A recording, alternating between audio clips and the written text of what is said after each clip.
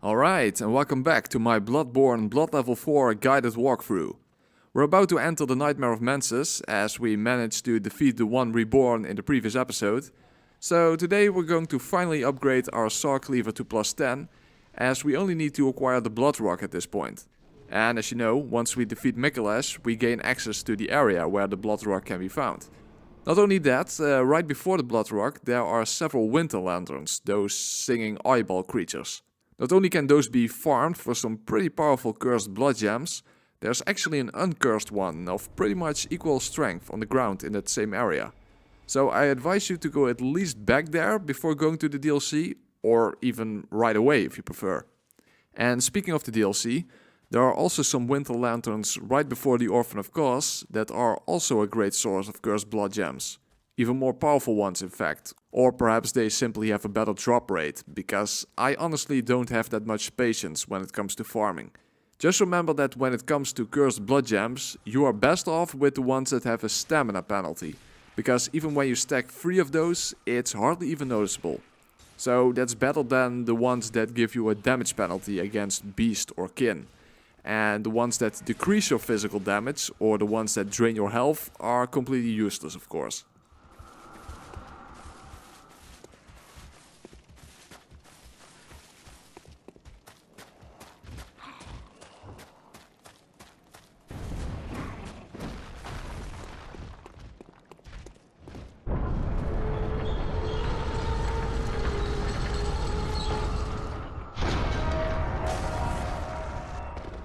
Alright, as you would expect, I'm going to just run through this area towards Mikolash. The only thing to keep in mind is that the small spiders will follow you, and in case you want to pick up the Shaman Blades, roll twice after you get them, in case a spider jumps towards you from off screen. Also, when you run past the hunter, the enemy behind him might be blocking the doorway, so you need to just push yourself through. He won't attack you.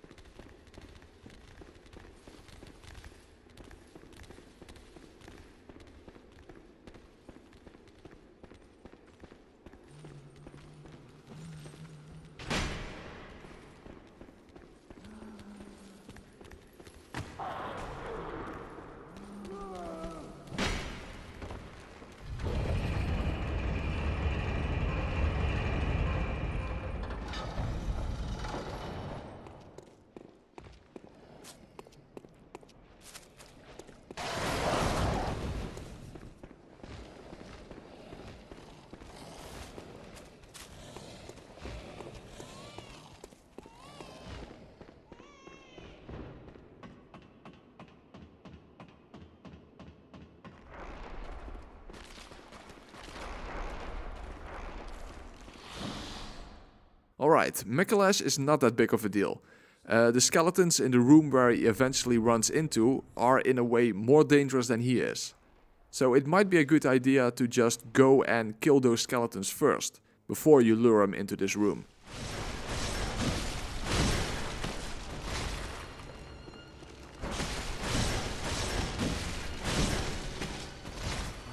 Cos. Or some say Cosm. Now, to prevent Mikolash from just running around, you need to follow him until he stops right in front of the doorway, and then you need to approach him from the front, not from the sides. If you do that, it will pretty much guarantee that he will run into the room.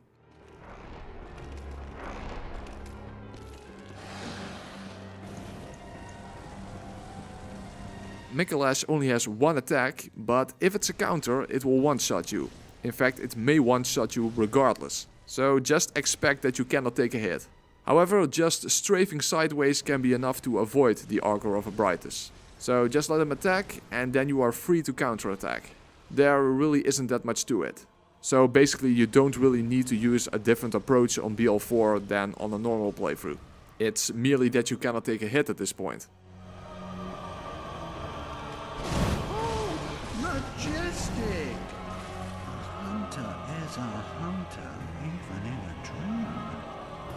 But alas, not too fast. Yes,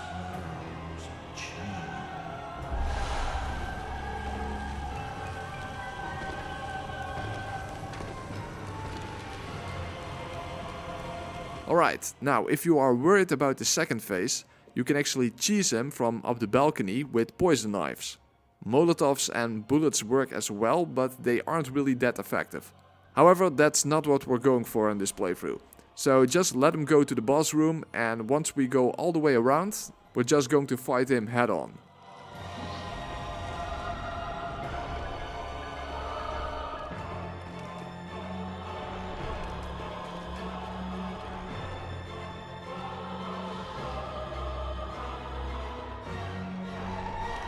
Okay, here's the thing about Mikolash. Even on a regular playthrough, if he does the Call Beyond, that chaotic AoE attack, he can already one-shot you when you are at a high level. So there is no chance of survival on BL4. However, it's almost certain that he won't do that attack as long as you stay close to him. So what you want to do is to start off with a plunging attack and then constantly stay close to him. Be aggressive. As long as you keep avoiding the Augur of Abritus attack, there is nothing to worry about. Even on BL4, his punches do almost no damage. And you will regain most, if not all of your health if you just keep attacking through those punches. As long as you watch out for the tentacles and don't ever move away from him, you should be able to take him down quite easily.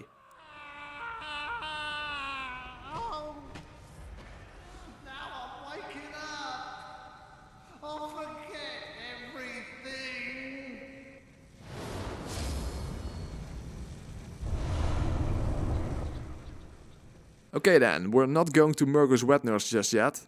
We'll leave that boss for the final episode. But the most important thing is that we can now access this elevator.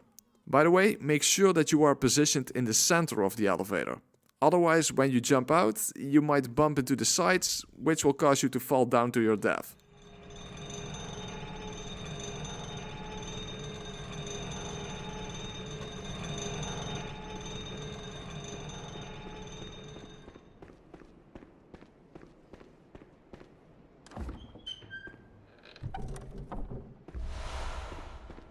Now, in case you want to farm the winter lanterns, make sure you first have some sedatives equipped.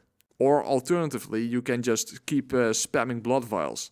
But the best way to quickly kill them is to lock on and dodge past them when they do a grab attack. Charge an R2 for a backstab and then follow up with another R2.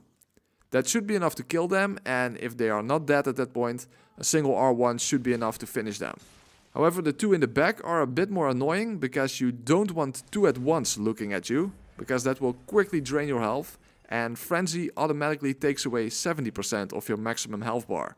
These are not exactly the perfect enemies to farm, but at least don't forget to pick up the blood gem near the third one, because that one is virtually as powerful as one of the curse gems that you can get from these enemies.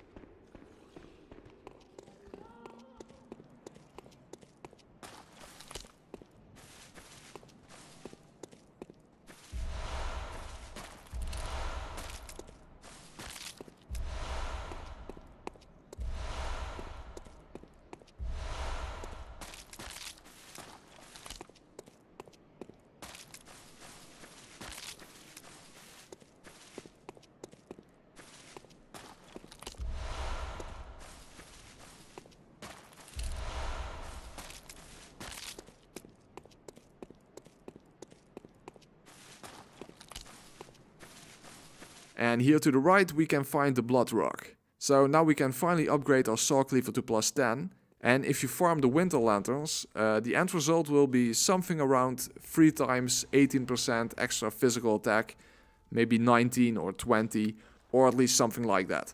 But in the end, a few percent will not make that big of a difference, of course. I will wait to farm for gems until Ludwig, and then I will do some additional farming before Orphan of Kos. But even then, the end result will be a 20, a 21 and a 22% gem. So it's a little bit better, but without doing some very specific and really time-consuming farming, you will just never get a high damage output on BL4. I said it back in part 1, compared to SL1 in Dark Souls 3, your damage output is just so much lower on BL4 and Bloodborne. Especially if you go to New Game Plus and beyond. You pretty much need to farm for cursed Poorman gems that massively increase your damage when you are low on health. Well, to be fair, that's basically the same as using the red Tearstone ring in Dark Souls 1, which also pretty much becomes a necessity on the higher New Game Plus cycles. And come to think of it, Demon Souls is pretty much the same. What I'm simply trying to say is that all in all, in my experience, BL4 playthrough in Bloodborne is simply where low damage output is the most noticeable. And it's also way more time consuming to get it much higher, as you cannot just use a ring or something similar. Anyway, time to take on the optional bosses of the main game. The first one is Dark Beast Parl. His scaling is actually peculiar. He is to an extent too powerful to take on when you get here if you are abducted, and he is too weak if you get here late game. So by now, even on BL4, he should give you no problems. It's similar to Vicar Amelia, as long as you start off by using Beast Blood and Fire Paper and use transform attacks on the boss's limbs, you can essentially keep him stun-locked during the entire fight. You can even get an extra knockdown by hitting his head. But, similar to Vicar Amelia, the fight becomes a whole different story when you cannot use such a strategy. For example, the Loran Dark Beast in the Chalice dungeons is essentially the same boss as Parl, but way more powerful. And when you cannot keep him stun-locked for the entire fight, he can be quite a nightmare. Especially because he kind of fucks up the camera.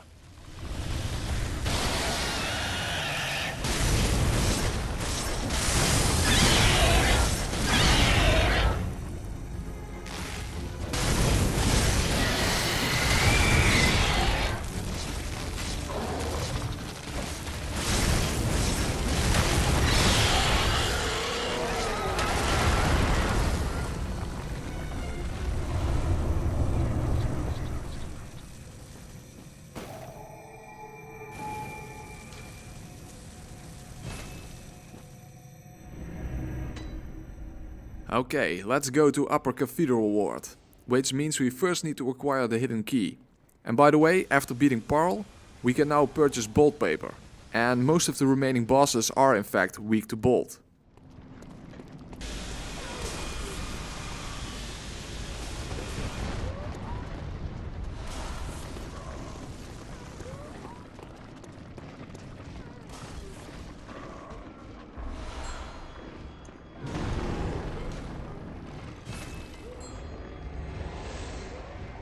Alright, Upper Cathedral Ward can actually be quite an annoying area. First of all, the wolves in the central hallway are best to completely avoid, but the real problem are the brain suckers. Those guys can really fuck you up, because some of their moves have hyper armor, meaning that they can attack right through your attacks, even transform attacks. So basically you need to play it safe and move back after a few attacks, but then you have their projectiles to worry about. And those will lock you in place, and once they start sucking your brain, it is a guaranteed death on BL4. It doesn't matter what you wear, and even though I never tried using 2 of the extra HP runes, but I still suspect that it's a one-hit kill, even when you have both of them equipped.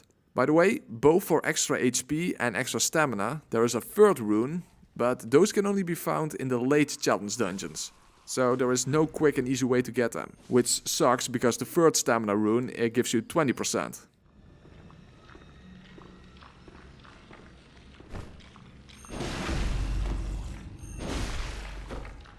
You know, the interesting thing about the choir attire is that the pants fit great underneath the royal dress, because most of the other pants make your legs disappear halfway when you wear them underneath the dress. But that's not the case with these ones, And when it comes to gloves, yeah, none of them really work at this point. So I'll just wait for the Constable gloves from the DLC that go underneath the sleeves rather than obscuring them.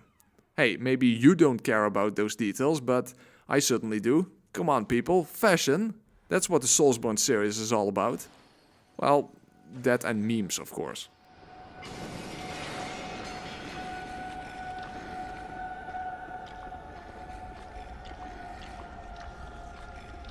Okay, one thing you definitely want to do in this area is to pick up the Cosmic Eye Watcher badge, because that will allow you to purchase Beast Blood pellets with blood echoes rather than merely by insight. And insight is of course a finite resource.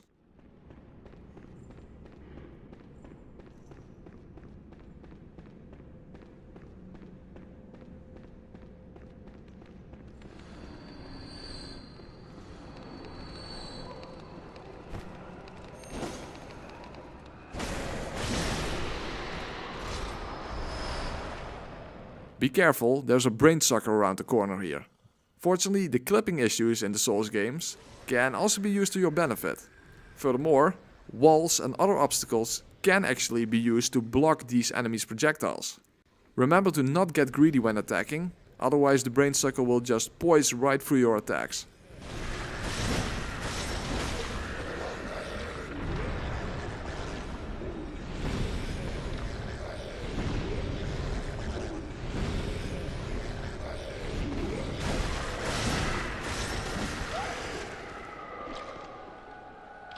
When there's no obstacle between you and the brain sucker, you can dodge right through the projectiles.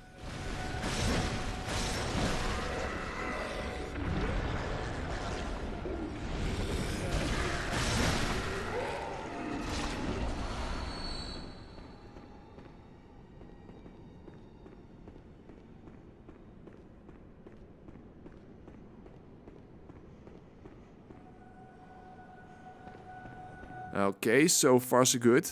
But now we have to deal with 2 brain suckers at once, and that's just not gonna work. As soon as you focus on one, the other will kill you. So let's try to lure only one of them over.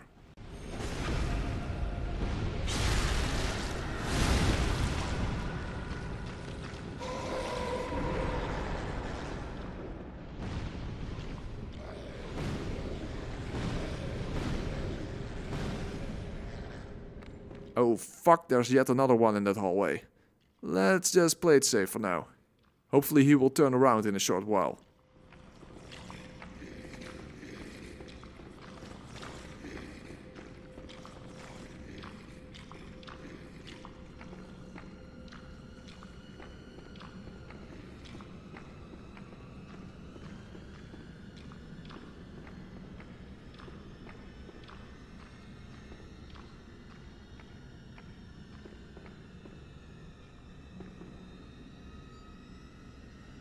Okay, let's try this again. Unfortunately, they haven't moved back to their starting positions, so this can become a bit tricky. Or, wait a minute, where's the third one then?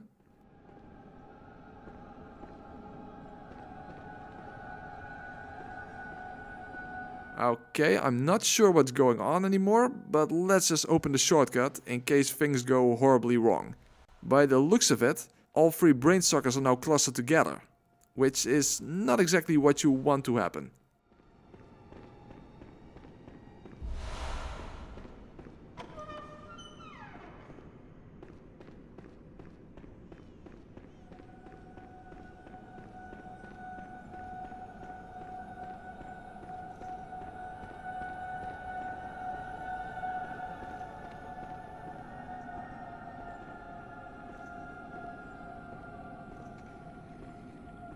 Yep, all 3 of them are together.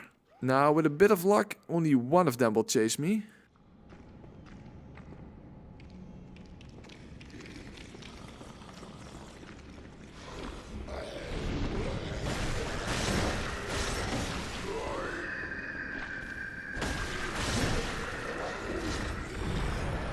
Okay, this is actually pretty good, because now I can... God fucking damn it! Those sons of bitches are fast. He sucked my brain while blowing my mind. Well, I am at least glad I opened up the shortcut. So let's just try that again and hopefully things go better this time.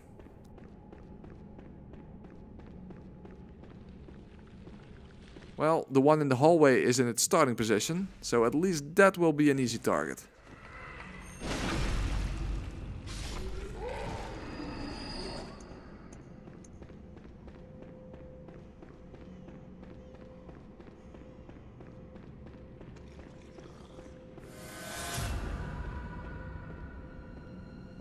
I have no idea if this is going to work, but let's use a blue elixir and some fire paper, because maybe then the second one won't notice me, and the one I'm attacking may die in only 2 hits.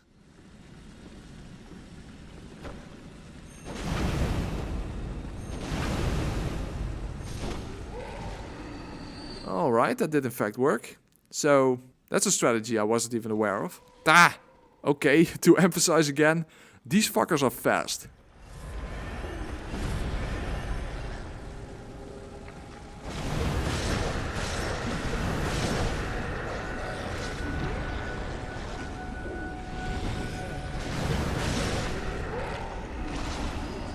Okay then, it was a bit of a hassle, but now we have the orphanage key, and that will give us access to the next boss fight. Namely the Celestial Emissary, or simply the alien boss fight. They aren't aliens within the Bloodborne lore, of course, depending on how you define it, but come on, their designs are clearly based on the classic grey alien.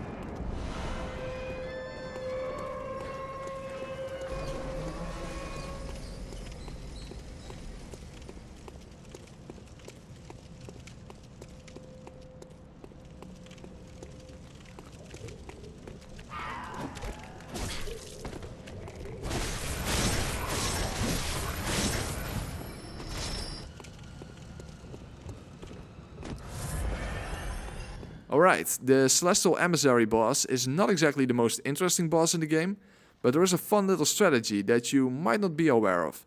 If you equip the Shaman Blades and look for the one which is actually the boss, namely the one with no small life bar above its head when you lock on, and if you stab him with the Shaman Blade, then all the other aliens will attack the boss for you. They probably won't kill him, but hey, it's rather fun to watch.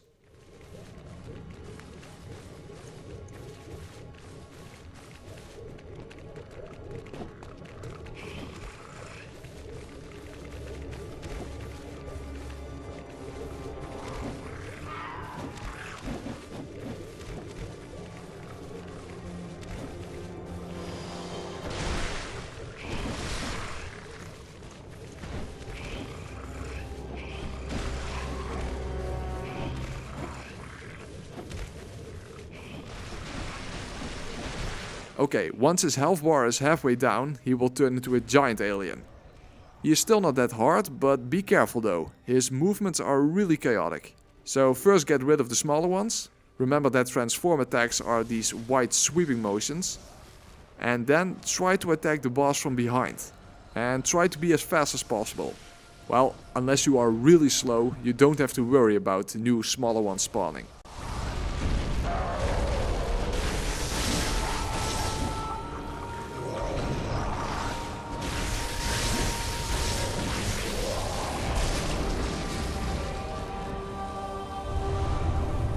Alright, that will be it for today. In the next episode we will take on Abritus, Logarius, Amygdala, and then it will be time to start the DLC. So thanks for watching, make sure to hit that like and subscribe button, and don't forget the notification bell. And stay tuned for part 6.